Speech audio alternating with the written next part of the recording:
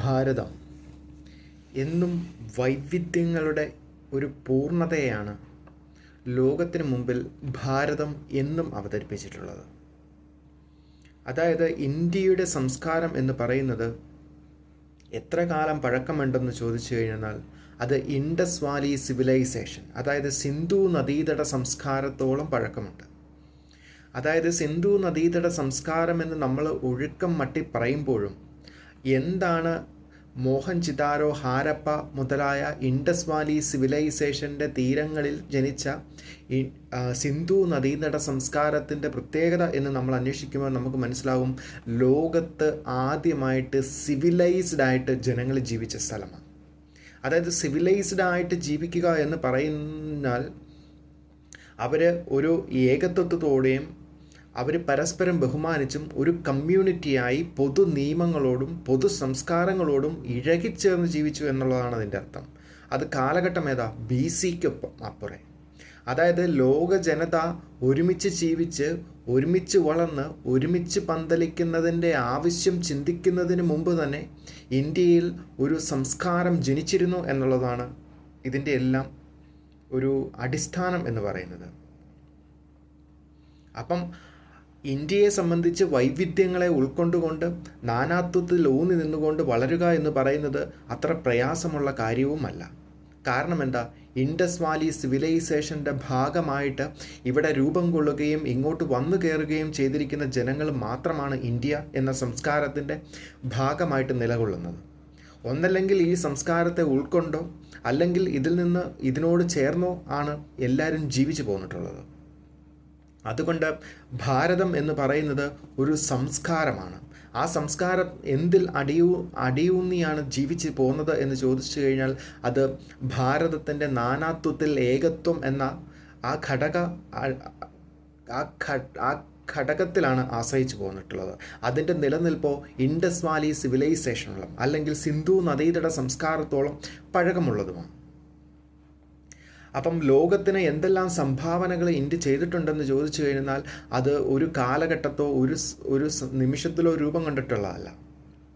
പലതിൻ്റെയും തുടക്കം ഇന്ത്യ തന്നെയാണ്. പക്ഷേ ചരിത്രമെടുത്ത് പരിശോധിച്ചാൽ അതിൻ്റെ എല്ലാം അവകാശികളായിട്ട് പലപ്പോഴും പല രാജ്യങ്ങളെ ആയിരിക്കും നമ്മൾ കാണുന്നത്. പക്ഷേ അങ്ങനെ ഒരു രാജ്യം ഇത് ചിന്തിക്കുന്നതിന് മുമ്പേ ഇന്ത്യയിലുണ്ടായിരുന്നു. ഇതെല്ലാം ഒരു ഉദാഹരണം തന്നെ എടുക്കുക. നമ്മൾ കാളിദാസൻ എന്ന് കേട്ടിട്ടുണ്ട്. ആരാ കാളിദാസൻ?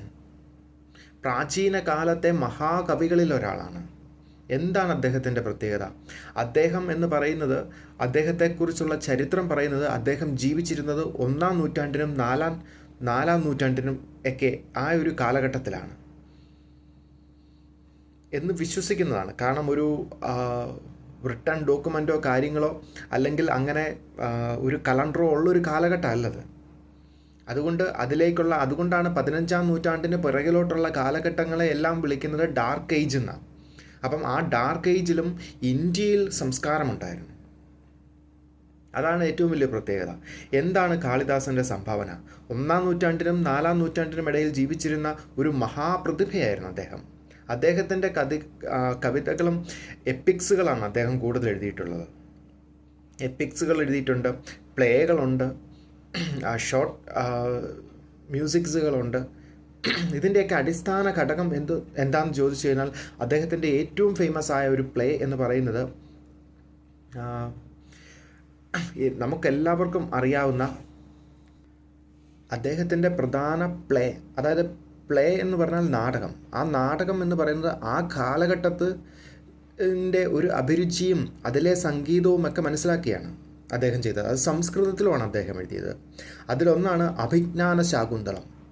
അഭിജ്ഞാന ശാകുന്തളം എന്ന് പറഞ്ഞാൽ നമുക്ക് പലപ്പോഴും മനസ്സിലാകത്തില്ല, നമ്മൾ അത്രയും സെൻട്രലൈസ്ഡ് ആയിട്ട് ശ്രദ്ധിച്ചിട്ടില്ല എങ്കിലും അതിലെ സ്റ്റോറിയുടെ ഭംഗി എന്ന് നോക്കണം. കാരണം ദുഷ്യന്ത മഹാരാജാവിൻ്റെയും ശകുന്തളയുടെയും കഥ പറയുന്ന ഒരു സ്റ്റോറിയാണ്. നമ്മൾ പലപ്പോഴും ചെറുപ്പത്തിൽ ശ്രദ്ധിച്ചിട്ടുണ്ടെങ്കിൽ നമ്മൾ ഇതെല്ലാം കേട്ടിട്ടുണ്ട്. കാരണം എല്ലാവരുടെ മനസ്സിലും വളരെയധികം നമ്മൾ ആ ക്ലാസ്സുകളിലൊക്കെ ഇരുന്ന് പഠിക്കുമ്പം ഏറ്റവും കൂടുതൽ മനസ്സിന് അനുഭവവേദ്യമാകുന്ന രീതിയിൽ പ്രേമത്തെയും സ്നേഹത്തെയും അവതരിപ്പിച്ച വ്യക്തിയാണ് അദ്ദേഹം. ഏത് കാലഘട്ടത്തിലാണ്? 4-ാം നൂറ്റാണ്ടിൽ. പിന്നെ അദ്ദേഹത്തിൻ്റെ വേറൊരു സംഭവമാണ് മാളവിക അഗ്നിമിത്രം. അതായത് ഒരു രാജാവിൻ്റെ കഥയാണ്. രാജാവിന് വേറൊരു വൈഫിൻ്റെ രാജ്ഞിയുടെ മേടുമായിട്ട് സ്നേഹബന്ധം ഉണ്ടാകുന്നതും അങ്ങനെയുള്ളൊരു കഥയാണ്. പക്ഷേ ആ കാലഘട്ടത്തിലും ഭാര്യാഭർത്തൃ ബന്ധത്തിൻ്റെയും കാരണം ബഹുഭാര്യത്വമൊക്കെ നിലനിന്നിരുന്നൊരു കാലഘട്ടമാണ്. എങ്കിലും ഭാര്യ എന്നതിൻ്റെ അടിസ്ഥാന ഘടകങ്ങളെക്കുറിച്ചൊക്കെ അദ്ദേഹം എഴുതിയേക്കുന്നതും ആ കഥയിലൂടെ അദ്ദേഹം അവതരിപ്പിക്കുന്ന കാര്യങ്ങളൊക്കെ വളരെ പ്രശസ്തമാണ്. കാരണം അവിടെയും സ്നേഹം തന്നെയാണ്. 4-ാം നൂറ്റാണ്ടിൽ സ്നേഹത്തെക്കുറിച്ചും പ്രേമത്തെക്കുറിച്ചും ചിന്തിച്ച വ്യക്തി, കാവ്യനീതി ഉള്ളിലുറങ്ങിക്കിടന്ന മനുഷ്യൻ, കവിതയും സംഗീതവും അദ്ദേഹത്തിൻ്റെ പ്ലേകളിലൂടെ അവതരിപ്പിച്ച വ്യക്തി. പിന്നെ അദ്ദേഹത്തിൻ്റെ ഏറ്റവും വലിയ പ്രധാനപ്പെട്ട സംഭവം എന്ന് പറയുന്നത് വിക്രമോർവശീയം എന്ന് പറയുന്നൊരു സംഭവമാണ്. അതായത് സ്വർഗത്തിൽ നിന്ന് ഒരു ഊർവശി എന്ന് പറയുന്ന ഒരു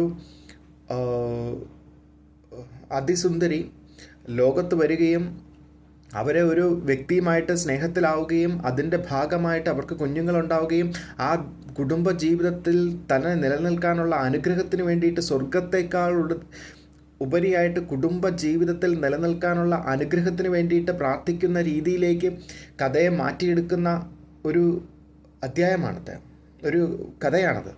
ആ കാലഘട്ടത്തിലാണ് അദ്ദേഹം അത് അവതരിപ്പിച്ചതെന്ന് ഓർക്കണം. പിന്നീടും എത്രയോ വർഷങ്ങൾ കഴിഞ്ഞിട്ടാണ് 15-ാം നൂറ്റാണ്ടിലാണ് വില്യം ഷേക്സ്പിയറിൻ്റെ നോവല് ലോകശ്രദ്ധ ആകർഷിക്കുന്ന രീതിയിൽ ഒരു പ്രേമകാവ്യനീതി അവതരിപ്പിക്കുന്നത്. അദ്ദേഹത്തിൻ്റെ റോമിയോ ആൻഡ് ജൂലിയറ്റ് എന്ന് പറയുന്നത് സംസ്കാരങ്ങളെ വരെ മാറ്റിമറിക്കുന്ന രീതിയിലാണെങ്കിൽ അതിനേക്കാൾ എത്രയോ വർഷങ്ങൾക്ക് മുമ്പ് എത്രയോ സുന്ദരമായിട്ടാണ് കാളിദാസൻ തൻ്റെ തൂലികകൾ ചലിപ്പിച്ചത്. അതാണ് പറയുന്നത് പലതിനും ഉറവിടമായിട്ട് മാറിയിട്ടുള്ളത് ഇന്ത്യ എന്ന് പറയുന്ന സംസ്കാരമാണ്. പല കണ്ടുപിടുത്തങ്ങൾക്കും പല അറിവുകൾക്കും കേന്ദ്രമായിട്ട് മാറിയിട്ടുള്ളത് നമ്മളാണ്. പക്ഷേ നമ്മുടെ രാജ്യത്തെ ജനതയ്ക്കുള്ളിലുള്ള ഒരു പ്രത്യേകത എന്ന് പറഞ്ഞാൽ പലപ്പോഴും ഒരു ബിസിനസ് ഓറിയൻറ്റഡ് ആയിട്ട് നമ്മൾ ചിന്തിച്ചിട്ടില്ല. നമുക്ക് സെൽഫ് സാക്രിഫൈസും ജീവകാരുണ്യവും ഒക്കെ തന്നെയായിരുന്നു ഇന്ത്യയുടെ ഒരു സംസ്കാരത്തിൽ ഉറങ്ങിക്കിടക്കുന്ന ഒരു നീതി. അത് തന്നെയാണ് നമ്മൾ പിന്തുടരുന്നത്. ഇനി വേറൊരു ഇതും കൂടിയുണ്ട്. നമ്മൾ എന്നും പറയുന്നത് കലിംഗ അല്ലെങ്കിൽ അശോകചക്ര എന്ന പേരൊക്കെ. ആരാണ് അശോക ചക്രവർത്തി? കലിംഗ യുദ്ധത്തിലൂടെ രാജ്യം കീഴടക്കി. ആ രാജ്യത്തെ കീഴടക്കി കഴിഞ്ഞപ്പം ജനങ്ങൾക്കുണ്ടായ ദുരിതവും സൈനികർക്കുണ്ടായ ദോഷവും കണ്ട് അതിൽ മനസ്സും വേദനയുണ്ടായി.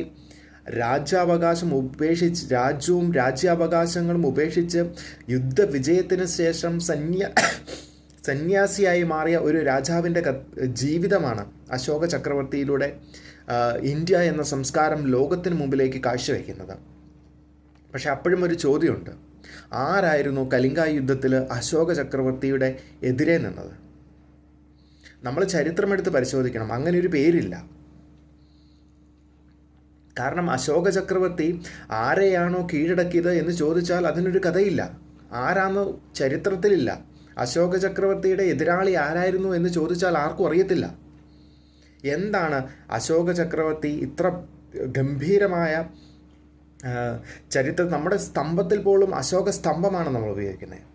കാരണം എന്താ? ആ രാജാവിൻ്റെ മഹത്വമാണ്. രാജ്യം കീഴടക്കി സന്യാസം തിരഞ്ഞെടുത്ത വ്യക്തി. അശോക സ്തംഭമാണ് ഇന്ത്യ മഹാരാജ്യത്തിൻ്റെ ഏറ്റവും വലിയ ആദരവ് എന്ന് പറയുന്നത്.